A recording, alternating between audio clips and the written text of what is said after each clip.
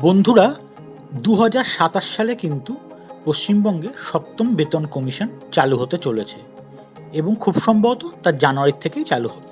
তো যাই হোক, এই প্রসঙ্গে মনে রাখা দরকার 2026 জুলাইতে যে 3% ইনক্রিমেন্ট আমাদের হলো, অর্থাৎ বেসিকটা 3% বেড়ে গেল, এই বেসিকের উপর নির্ভর করেই কিন্তু যেটাই হবে আমার জানুয়ারি 2027 বেসিক। সুতরাং জুলাইয়ের যে বেসিকটা সেটাই আমাদের জানুয়ারি 2027 বেসিক হবে। তার উপরেই কিন্তু সপ্তম বেতন কমিশনের ফিটমেন্ট ফ্যাক্টর ক্যালকুলেশনটা হবে। তাই সপ্তম বেতন কমিশন চালু হলে আমাদের কার বেতন কত হবে সেই নিয়েই কিন্তু আমার এই ভিডিও। আমার চ্যানেলে তোমাদের সকলকে স্বাগত। তো বন্ধুরা, হার্ড কপিতে চলো আগে দেখিনি কিভাবে আমরা এই সপ্তম পে কমিশনের ক্যালকুলেশনটা করব। গ্রস স্যালারি ক্যালকুলেশনটা এখানে পুরোপুরি দেখানো আছে।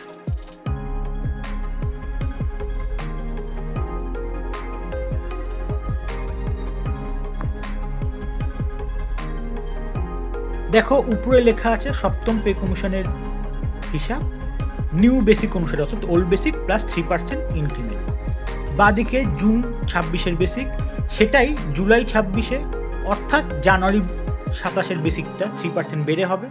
তিনটে ফিটমেন্ট ফ্যাক্টর আমি উদাহরণ হিসাবে নিয়েছি। বাদিকে বেসিক, HRM এগুলো লেখা আছে। ফিটমেন্ট ফ্যাক্টর আমি যা নিয়েছি সেটা কিন্তু জানুয়ারি বেসিকের উপর চেঞ্জ হয়ে নতুন বেসিক হয়, তোমরা জানো। তিনটে ফিটমেন্ট ফ্যাক্টর দেখতেই পাচ্ছ, 1.90, 2.25 আর 2.57। তো জানুয়ারি যে বেসিকটা আমরা পাচ্ছি, অর্থাৎ বর্তমানে জুলাইয়ের যে বেসিকটা সেটাই জানুয়ারি বেসিক যদি ধরে নিই, এবার ফিটমেন্ট ফ্যাক্টর অনুযায়ী দেখো বেসিক চেঞ্জ হয়ে যাচ্ছে। তার 12% HRA, আর MA যদি কেউ পাও 500 টাকা করে, সেটা যে পাও না তারা 0 করবে। এইভাবে কিন্তু টোটাল গ্রস স্যালারিটা তোমরা পেয়ে যাবে। আর আমরা সকলেই জানি পে কমিশন চালু হলে সেই সময় কোনো ডিএ থাকে না, তাই এখানে কিন্তু ডিএ হিসেবটা ধরা হয়নি। এক্ষেত্রে মূল হচ্ছে জুনের বেসিকটা।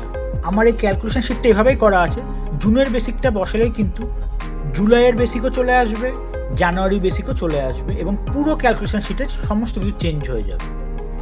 আর আমি জানুয়ারি কথাটা বারবার এই জন্য বলছি, আমি ধরে নিচ্ছি যে জানুয়ারি থেকে সপ্তম বেতন কমিশন চালু হবে। সুতরাং জুলাইয়ের যেটা বেসিক সেটাই তোমাদের জানুয়ারির বেসিক হয়ে যাচ্ছে। তার উপর ফিটমেন্ট ফ্যাক্টর ক্যালকুলেশন করা হচ্ছে। আমি উদাহরণ হিসেবে যে তিনটে ফিটমেন্ট ফ্যাক্টর নিয়েছি, বাস্তবে যখন ফিটমেন্ট ফ্যাক্টর জানতে পারবো আমরা, তখন একটু চেঞ্জ হলে সেটা ক্যালকুলেশন শিটে চলে আসবে।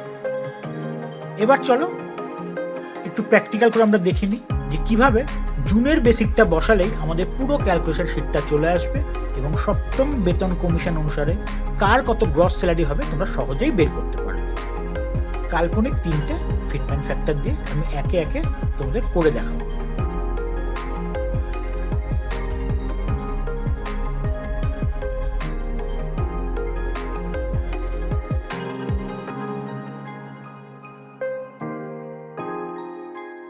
তো শুরু করা যাক। দেখো, জুনের বেসিকটা বসালাম, জুলাই তথা জানুয়ারি বেসিক চেঞ্জ হয়ে গেল। এমনকি ফিটমেন্ট ফ্যাক্টর অনুযায়ী তিনটে ভিন্ন ভিন্ন ফিটমেন্ট ফ্যাক্টর অনুযায়ী পুরো ক্যালকুলেশনটাও কিন্তু হয়ে গেল। শুধুমাত্র জুনের বেসিকটা বসানোতেই আমার কাজ কিন্তু শেষ। দেখো, তিনটে ফিটমেন্ট ফ্যাক্টর অনুসারে কি সুন্দরভাবে গ্রস স্যালারি চলে এসছে। আবার একটা বেসিক চেঞ্জ করছি, জুনের বেসিক চেঞ্জ করে দিচ্ছি। আবার দেখো পুরো শিটটা চেঞ্জ হয়ে গেল। এইভাবে একটার পর একটা আমি তোমাদের উদাহরণ করে করে দেখাচ্ছি। তিনটে আলাদা আলাদা ফিটমেন্ট ফ্যাক্টর অনুসারে তোমাদের গ্রস স্যালারি চলে আসছে, দেখতে থাকো।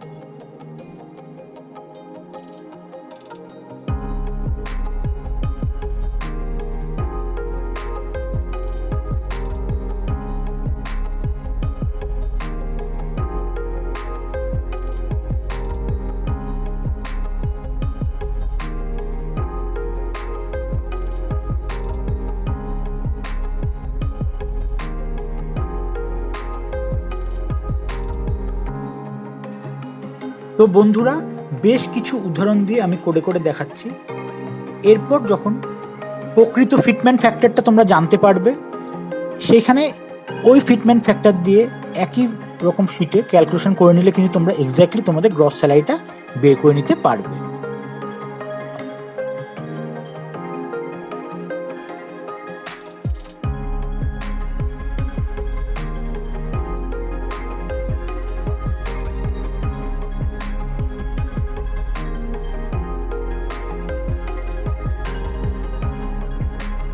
তো বন্ধুরা, সপ্তম পে কমিশন বা বেতন কমিশনের গ্রস স্যালারি কিভাবে ক্যালকুলেট করতে হবে তার উপর আমার এই ভিডিও আশা করি তোমাদের ভালো লেগেছে। যদি ভালো লেগে থাকে তাহলে অবশ্যই একটি লাইক এবং প্রচুর প্রচুর শেয়ার করবে এই অনুরোধ রাখছি। আর এই বিষয়ে যদি তোমাদের কোনো মূল্যবান মতামত থাকে তাহলে অবশ্যই আমায় কমেন্টস করে জানাবে। কোনো প্রশ্ন থাকলে তাও করতে পারো। আর যেসব নতুন বন্ধুরা এই প্রথমবার কোনো ভিডিও আমার চ্যানেলে দেখলে, যদি ভিডিওটি তোমাদের ভালো লেগে থাকে তবে অবশ্যই চ্যানেলটিকে সাবস্ক্রাইব করে নিও, এই অনুরোধ করছি।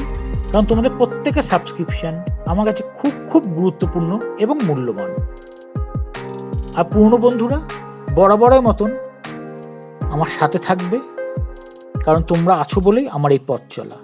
তোমাদের কাছে আমার এই অনুরোধ। তো যাই হোক, ভিডিওটিকে আর দীর্ঘায়িত করছি না। সকলে খুব ভালো থেকো, হাসি মুখে থেকো, এই কামনার সাথে ভিডিওটি শেষ করছি। নমস্কার।